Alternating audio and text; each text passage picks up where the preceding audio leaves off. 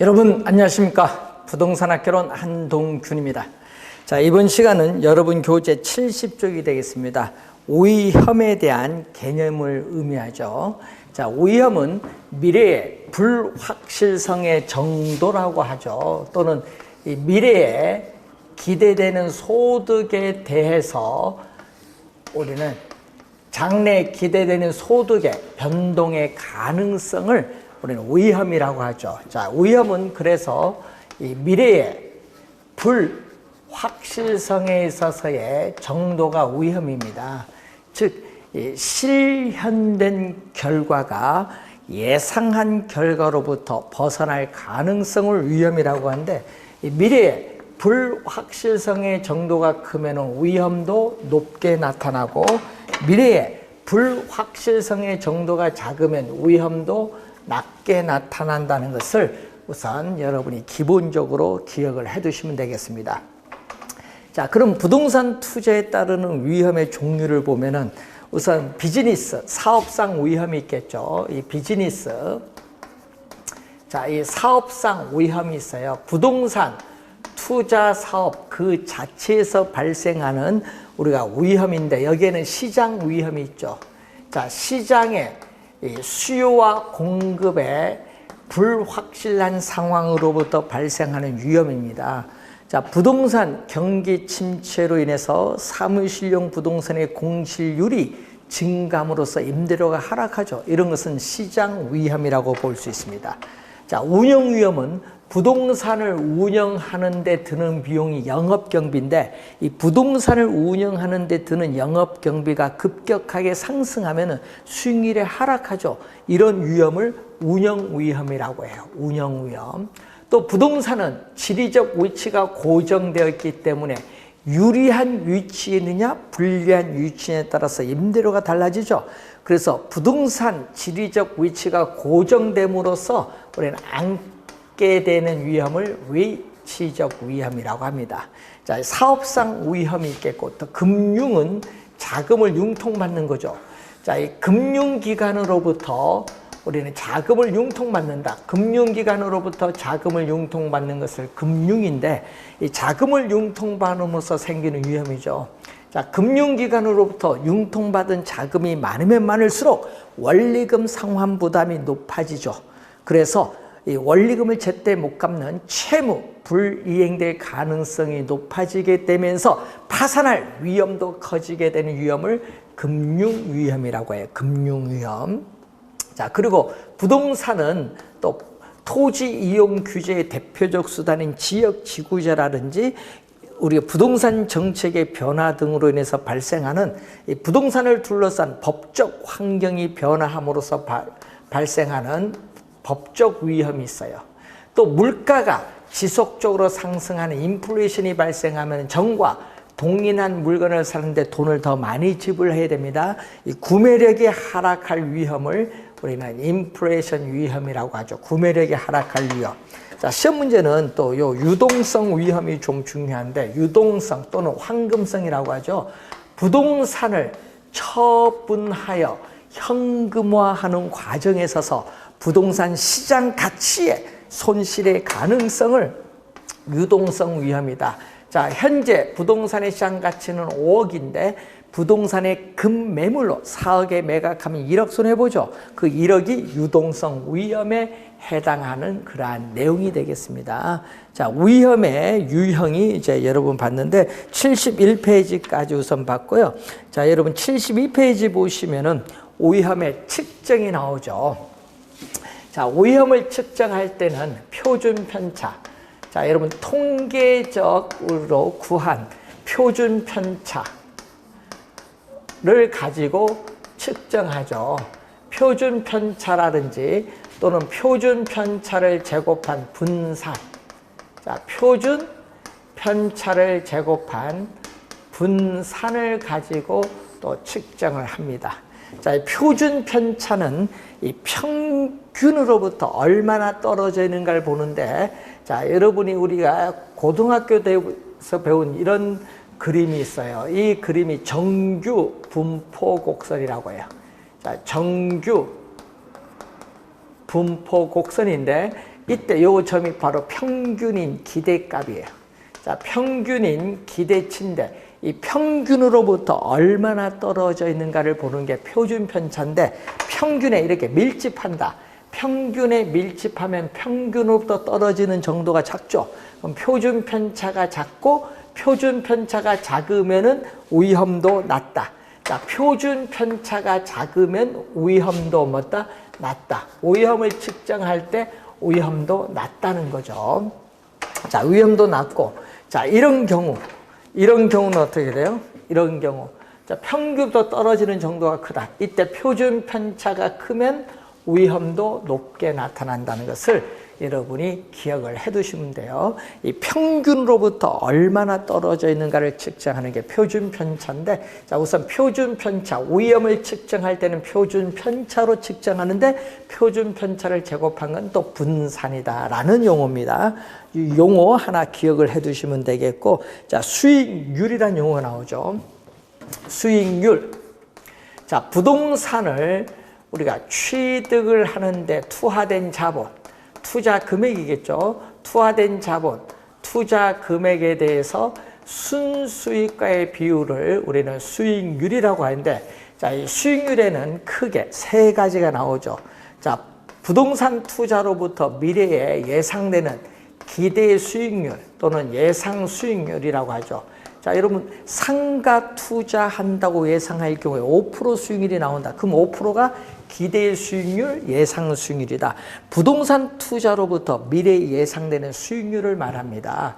자, 실현 수익률은 부동산 투자가 이루어지고 난 후, 자, 부동산 투자가 이루어지고 난 이후에 실제로 달성된 수익률을 실현 수익률 또는 실제 수익률이라고 해요. 실현 수익률, 실제 수익률을 우리가 의미한다. 실현 수익률, 실제 수익률을 의미한다. 자, 그리고 자, 관련해서 요구 수익률이라는 용어가 나와요. 요구. 자, 여러분이 요구 수익률, 우리가 위험에는 유동성 위험이 좀 중요하고 여기는 요구 수익률 개념이 좀 중요한데, 이 투자에 따르는 위험을 감안했을 경우에, 위험을 감안을 했을 경우에 투자자가 자금을 투자함으로써 충족돼야 할 최소한의 수익률을 말한다. 최소. 자, 시험 문제는요, 최대로 출제한다는 거죠. 최대가 아니라 최소한의 수익률. 자, 여러분 상가에 투자했을 경우에 나는 최소 투자 금액의 3%는 얻어야 있다. 3%가 최소한의 수익률이에요. 그래서 최소한의 수익률을 말한다. 자, 최소한의 수익률. 자, 최소한의 수익률을 말한다. 요구 수익률은 최소한의 수익률을 말한다는 그러한 내용이죠. 최소한의 수익률. 자, 최소한의 수익률을 말하는 그러한 개념이 되겠습니다.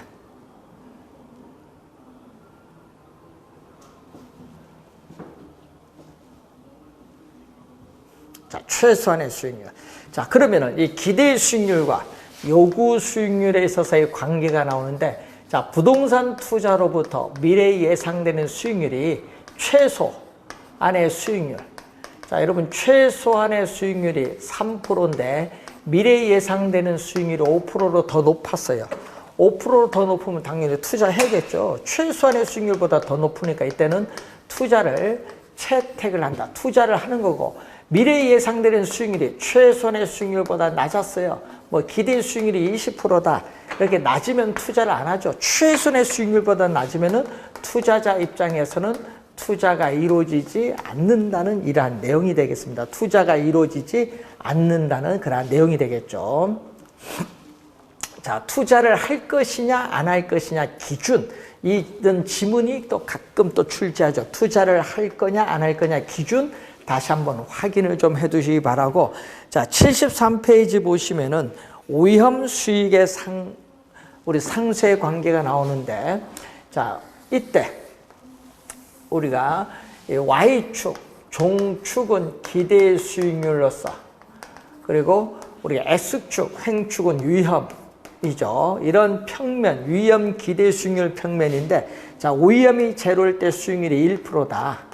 위험이 제로다. 위험을 전혀 수반하지 않을 경우에 얻을 수 있는 수익률이죠. 즉, 장래 기대되는 수익, 장래 기대되는 수익이 확실한 경우에 얻을 수 있는 이 수익률을 무위험 자산의 수익률.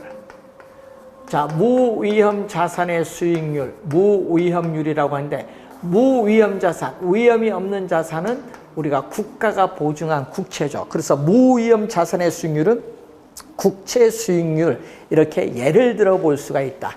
자, 그러면은 위험이 0일 때도 1%고 위험이 3%가 주어질 때도 1%다. 그러니까 1년 만기 국채를 사면은 위험에 관계없다. 시간엔 1년이란 시간에 대한 대가만 줍니다. 그래서 이 크기는 무위험률의 크기로서 순수한 시간에 대한 대가다. 그러니까 순수한 시간에 대한 대가만 지불하는 거. 무위험률은 순수한 시간에 대한 대가만 지불한다. 시간에 대한 대가만 지불하는 게 무위험률의 크기인데, 자, 여러분, 대부분의 투자자는 위험 회피형 투자자다. 자, 대부분의 투자자는 위험을 피하고자 한다. 대부분의 투자자는 위험 회피형 투자자인데, 위험 회피형 투자자의 무차별 곡선이 나와 있어요. 이 위험축에 대해서 밑에서 보면 볼록한 형태의 무차별 곡선인데, 차별이 없는 곡선이죠. 이 말은 투자자에게 동일한 효용은 상품을 소비함으로써 얻는 만족이죠. 투자자에게 동일한 효용을 가져다주는 위험과 기대 수익률의 조합을 연결한 곡선이죠. 자, 이 점일 때는 위험이 3%일 때 여기에 기대 수익률도 3%다. 자, 이 점일 때는 위험이 5%일 때 기대 수익률이 7%다. 이렇게 위험과 기대 수익률의 이게 다르지만 이 두 점은 투자자에게 똑같은 만족을 준다, 이런 얘기죠. 그래서 이러한 투자자에게 동일한 효용을 가져다주는 이런 점들을 연결한 곡선을 무차별 곡선이라고 한다. 자, 위험 회피형 투자자의 무차별 곡선을 말하죠. 자, 그러면은 일반적으로, 그러면서 보세요. 일반적으로 위험이 높을수록 수익률도 높죠. 그래서 일반적으로 위험과 수익은 비례 관계에 있다. 자, 일반적으로 위험과 수익은 비례 관계에 있다라는 거. 자, 일반적으로 위험과 수익은 비례 관계에 있다. 이때 비례라는 의미는 뭐냐? 투자자가 시장에서 부담하는 위험이 높을수록 투자자가 요구하는 이 기대 수익률도 점점 높아진다. 그 화살표가 같은 방향으로 변동하면 플러스는 플러스인데, 같은 방향으로 변동하면 경제이론에서는 플러스인데, 이 플러스를 우리는 비례라고 해요. 양의 관계, 비례의 관계라고 합니다. 그러면서 보듯이 위험이 높을수록 수익률도 높다는 얘기예요. 자, 이것을 전문용어로 위험 수익의 상쇄 관계입니다. 위험이 높을수록 요구하는 기대 수익률도 높은데 두 개가 상쇄가 된다는 내용이죠. 그래서 위험 수익의 상쇄 관계라고 한다. 트레이드 오프 시즌에 우리 야구 트레이드 하는 거죠. 트레이드 오프라고 하죠.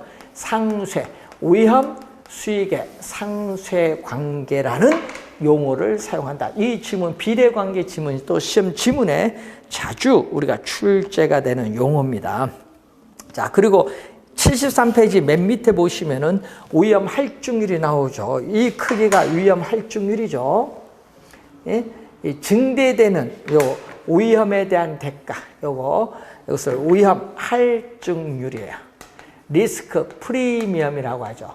위험 할증률인데 리스크 프리미엄의 번역. 자, 이 프리미엄의 번역을 할증률로 번역을 했다.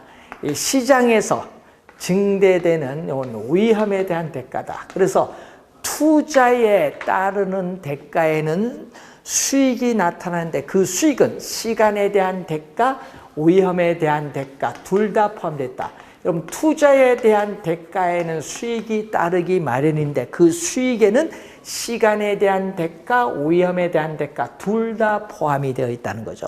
그래서 위험에 대한 대가를 위험 할증률이라고 한다. 자, 그래서 우리는 위험을 전혀 수반하지 않을 경우에 얻을 수 있는 수익률. 자, 무위험률이 1%죠. 자, 위험 할증률 요거 몇 프로죠? 2%죠. 2%. 요 차이 2%. 증대되는 위험에 대한 대가인 위험 할증률이 2%입니다. 2%. 무위험률에다가 위험에 대한 할증률을 더해준 이 요구 수익률을 위험 조정률이라고 해요. 요구 수익률을 위험 조정률이라고 하죠. 위험 조정한 할인율이다. 위험 조정률 또는 위험 조정한 할인율이라고 얘기하는데 몇 프로? 3%가 되겠죠. 자, 이 내용이 여러분 74페이지의 맨 위에 수식이 나오고, 그러면 이러한 투자자의 요구 수익률에 영향을 미치는 또 하나의 요소로서 중요한 게 인플레이션이 중요한데, 인플레이션이 예상되는 경우에는 인플레이션이 예상되는 경우에는 예상 인플레이션율을 더해주면 되죠. 이게 바로 몇 프로다? 2%다. 2%. 인플레이션이 예상되는데 2%가 예상되면 2%를 더 더해주니까 몇 프로 나온다? 5%가 된다는 거죠.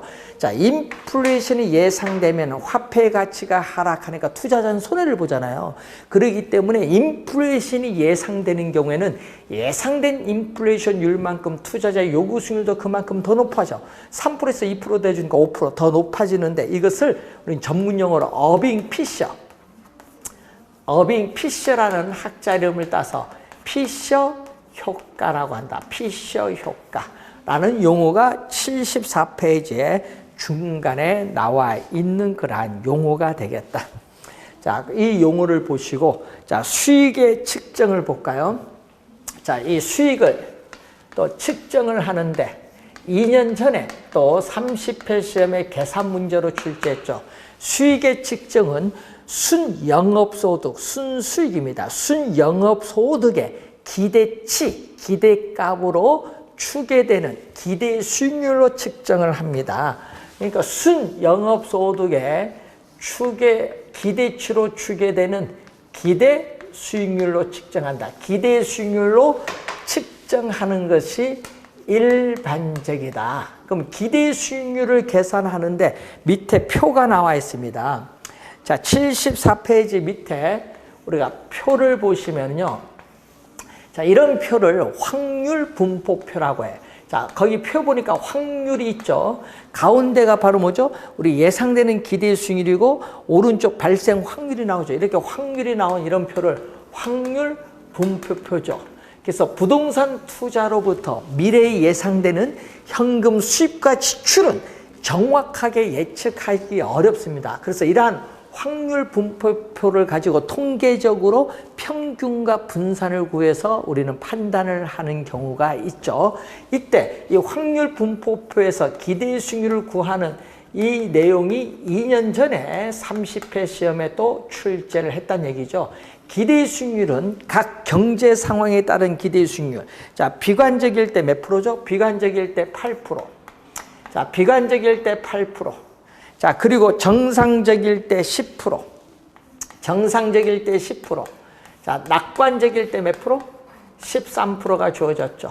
자, 이 각 경제 상황에 따른 예상 수익률의 가중치를 곱하죠. 가중치를 곱해주는데 지금 확률이 몇 프로냐? 20%다. 비관적일 때 20%. 전체, 비관적일 때 전체 100%에서 20% 차지하고, 자, 정상적일 때 100%에서 50%를 차지한다. 정상적일 때는 100%에서 50% 차지하고, 낙관적일 때는 전체 100%에서 30%를 차지한다.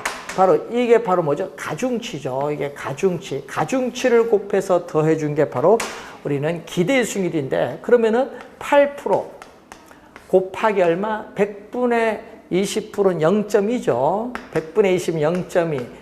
또 10%에 얼마? 100분의 50, 0.5죠. 10분의 5. 여기는 13%에 100분의 30, 0.3을 곱해주면 되겠죠. 그럼 얼마? 1.6%.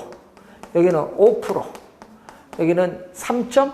9%를 더해주면 되겠죠. 그러면은 얼마? 10점? 우리가 2%가 구하고자 하는 답이죠. 자, 그래서 5%, 8.9, 9.9, 10.5%가 구하고자 하는 정답이 되겠죠. 자, 이런 형태로 구하는 거 어려운 건 아닌데 이렇게 우리 경제 상황에 따른 예상 수익률의 가중치, 확률인 가중치를 곱해서 다 더해준 것을 우리는 기대 수익률이라고 한다라는 그러한 내용입니다. 자, 이 내용을 이제 여러분들이 우리가 표가 주어졌을 때 어떻게 계산하느냐 시험 문제에 또 2년 전에 출제를 했었던 내용이 되겠습니다.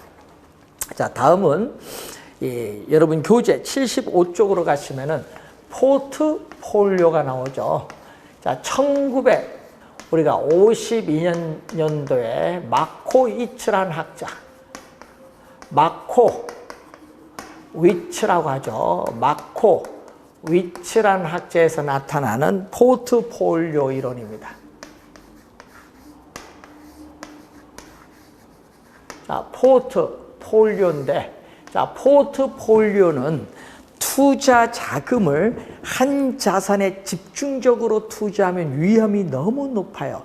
그래서 투자 자금을 여러 자산에 나누어 분산 투자한다. 투자 자금을 한 자산에 집중적으로 투자하면 위험이 너무 높기 때문에 여러 자산에 나누어 분산 투자함으로써 위험을 줄인다. 위험을 줄이는 것을 목적으로 하는 게 포트폴리오입니다. 포트폴리오의 개념이죠. 위험을 줄이는 자산관리의 기법을 포트폴리오 이론이라고 하는 거죠. 포트폴리오에 있어서의 개념이 지금 나와 있습니다. 자, 그래서 우선 또 시험에 정답을 많이 묻는 게 이 포트폴리오에 따르는 위험을 또 우리가 많이 묻는데, 자, 여러분이 포트폴리오 이론은 이 내용에서 정답을 많이 묻기 때문에 개념을 정확하게 기억을 좀 해두셔야겠죠. 자, 포트폴리오에 따르는 위험입니다. 자, 이 위험인데, 자, 이런 형태로 가죠. 자, 여기 포트폴리오를 구성하는 자산의 수. 자, 포트폴리오를 구성하는 자산의 수예요. 자, 이때 우리는 포트폴리오를 구성하는 자산의 수가 적을 때는요, 이렇게 위험이 상당히 높아요. 이 위험을 우리는 포트폴리오에 따르는 총 위험이라고 해요. 자, 그럼 이 포트폴리오에 따르는 총 위험은 이 체계적 위험. 자, 여러분이 이제 중요한 용어가 나왔어요. 이 체계적 위험과 비체계적 위험의 합으로 구성되어 있다. 자, 체계적 위험과 비체계적 위험의 합으로 구성되어 있다. 총 위험은. 자, 그러면은 이때 이 총 위험에서 이 위험도 있고, 자, 요까지 위험이 또 있고, 또 요 위험도 있고, 이 위험을 이렇게 둘로 우리가 나누어진다는 얘기죠. 자, 이때 요 위험을 뭐라고 하냐? B라고 해요. B. 위에는 비체계적 위험. 자, 비가 와서 우산을 쓰면 비를 피할 수 있다. 그래서 우리는 피할 수 있는 위험이라고 해요. 피할 수 있는 위험. 그래서 항상 이 비가 나오면은 피할 수 있는 위험이라는 걸 염두에 두셔야겠죠. 자, 그래서 개별적인 부동산의 특성에 의해서 야기되는 위험입니다. 개별 위험이기 때문에 투자 대상을 다양화하여 분산 투자함으로써 우리는 피할 수 있는 위험은 제거할 수 있다. 이런 얘기죠.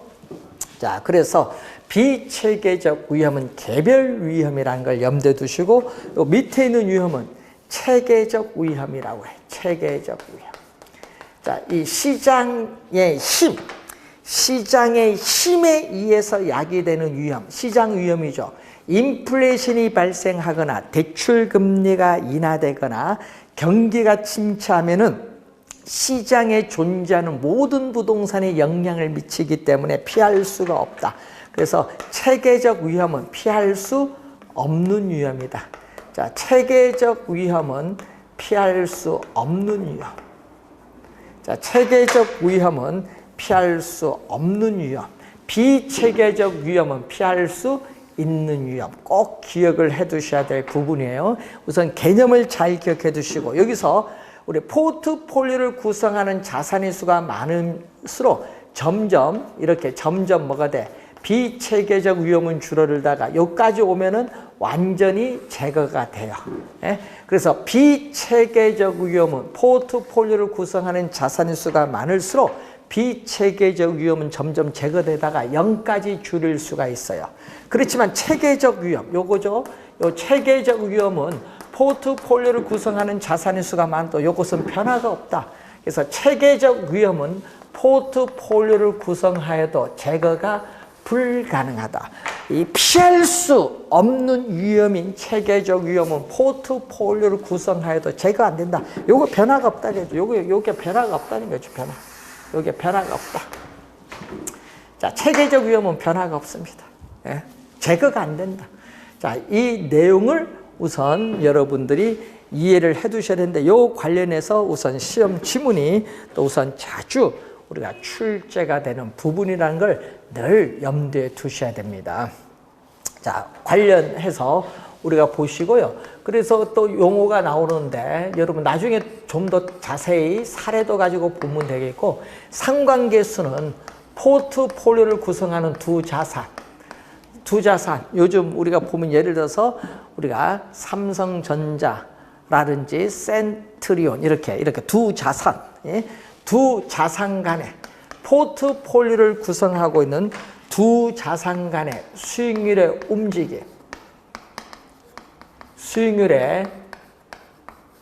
움직임, 변동을 나타내는 거. 항상 포인트는 이거죠. 포트폴리오를 구성하는 두 자산 간의 수익률이 어떻게 변동하느냐, 움직이고 있느냐, 이것을 측정하는, 나타내는 지표를 말합니다. 그래서 상관계수는, 범위는, 상관계수를 우리는 통계적으로 계산하면요, 마이너스 1과 플러스 1 사이에 있는데, 이때 상관계수를 계산했더니 마이너스 1이 나오면 앞에 완전자를 붙이면 돼요. 완전한, 마이너스니까 완전한 마이너스의 상관관계라고 해요. 완전한 음의 상관관계라고 하는데, 문제는 이때는 포트폴리오를 구성하고 있는 자산의 구성 비율을 조정을 해주면은 피할 수 있는 위험인 비체계적 위험을 0까지 줄일 수 있다. 여러분, 상관계수가 마이너스라는 것은 이런 의미겠죠. 여러분, 한 자산의 수익률이 증가하면요, 다른 자산의 수익률이 감소해요. 이게 상관계수가 마이너스거든요. 한 자산의 수익률이 증가하면은 다른 자산의 수익률이 감소한다. 이게 마이너스 값을 갖는 거고, 그럼 플러스 값은 뭐냐? 한 자산의 수익률이 증가하면 다른 자산의 수익률도 증가하면 플러스 값을 갖는 거, 플러스 값. 한 자산의 수익률이 증가하면 다른 자산의 수익률도 증가한다. 자, 한 자산의 수익률이 3% 증가했어요. 5%에서 8%로 3% 증가했어요. 또 다른 자산의 수익률도 2%에서 5%, 3% 증가했어요. 이럴 때 우리가 플러스 값을 갖는다는 얘기죠. 그래서 플러스 1일 때는 또 완전자를 또 붙여. 완전한, 이때는 완전한 뭐죠? 또 플러스니까 양의 상관관계라고 해. 자, 완전한 양의 상관관계로서 여기는 포트폴리오를 구성하여도 피할 수 있는 위험인 비체계적 위험은 제거가 불가능하다. 자, 포트폴리오를 구성하여도 우리는 비체계적 위험, 피할 수 있는 위험은 제거가 불가능하기 때문에 제거가 되는 이쪽으로 갈수록 좋은 거죠. 그래서 상관계수의 값이 비체계적 위험이 0이 되는 마이너스 1로 갈수록 포트폴리오 효과는 크다. 그래서 포트폴리오에 있어 상관계수의 값이 마이너스 1로 갈수록 우리는 비체계적 위험이 0까지 가까이 가기 때문에 포트폴리오 효과는 크다, 이렇게 볼 수가 있습니다. 자, 상관계수의 값이 마이너스라는 의미는 한 자산의 수익률이 증가하면 다른 자산의 수익률이 감소한다는 걸 의미하죠. 자, 이것을 의미한다는 걸 염두에 두시면서 우선 상관계수까지 우리가 간단히 설명을 했고요. 나머지 뭐 포트폴리오 우리 더 자세한 내용은 또 기본서 교재 나와서 확인을 하도록 하겠습니다. 자, 다음 시간에는 우리가 화폐 시간적 가치 다 공부가 하면 안 되고 우리 기초니까 현재 가치, 미래 가치 계산에 관련된 내용 그리고 현금 흐름 관련해서 투자 분석 기법에 관련된 몇 가지 중요 사항 용어 설명을 하도록 하겠습니다. 수고 많으셨습니다.